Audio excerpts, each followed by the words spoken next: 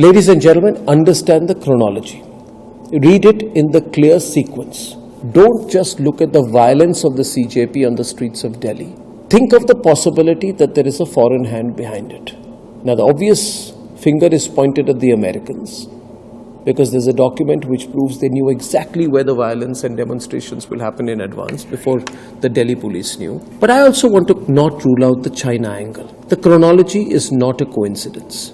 Prime Minister Modi visits Seychelles in the end of June 2026 for an Indian Ocean strategic security tie-up. 10 days later, Prime Minister Narendra Modi is in Indonesia, July 6th to 8th, 2026 for a long-stalled strategic corridor called the Sabang-Nicobar Strategic Corridor Project. All of this feeds into India's ambitious Great Nicobar Project, which is an $11 billion transshipment port, international airport and massive military infrastructure by India, right at the mouth of the Strait of Malacca, through which the majority of China's energy imports pass. What is the direct implication? India gets strategic control of that region. India holds a chokehold point, the world's second largest oil chokehold point, ladies and gentlemen, is within India's reach. This is being strongly opposed by the Chinese. And guess who? The other person who is opposing this project, Rahul Gandhi. Rahul Gandhi, in fact, went deep sea diving in that area to show the ecological damage that this project will have.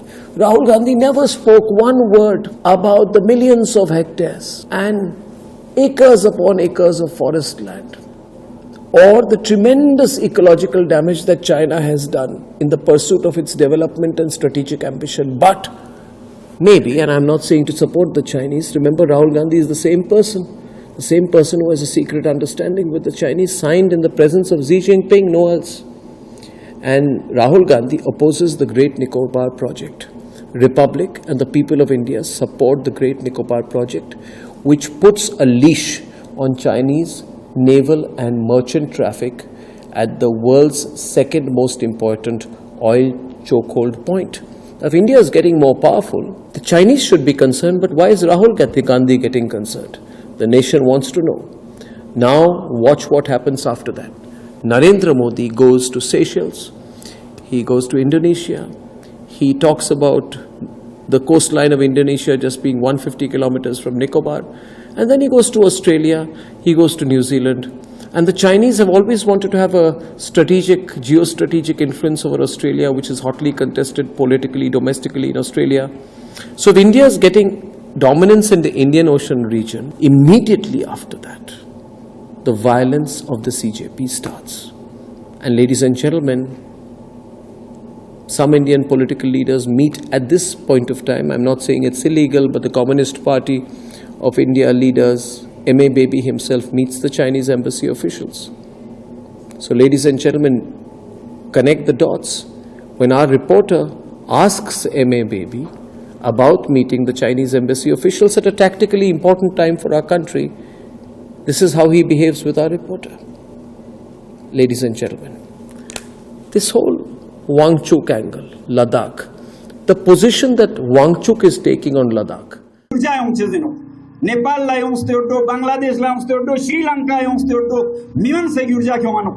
Another strategically important part of our country is beneficial to China. Wangchuk constantly talks about the Nepal angle, Arab uprising angle.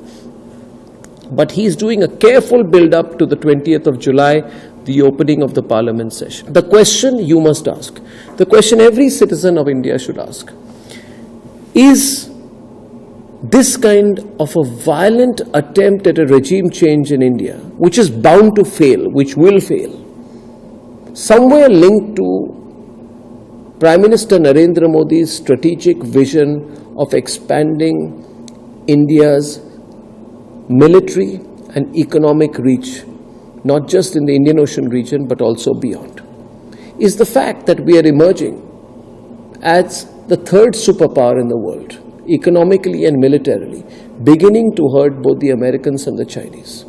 And finally, when you see the visuals of the violence, ask yourself, Is it because Narendra Modi has not given in to the pressure from the Americans on agriculture, dairy and fisheries? Is it because Narendra Modi is setting up a huge security push in the Indian Ocean region that it is beginning to hurt Chinese interests?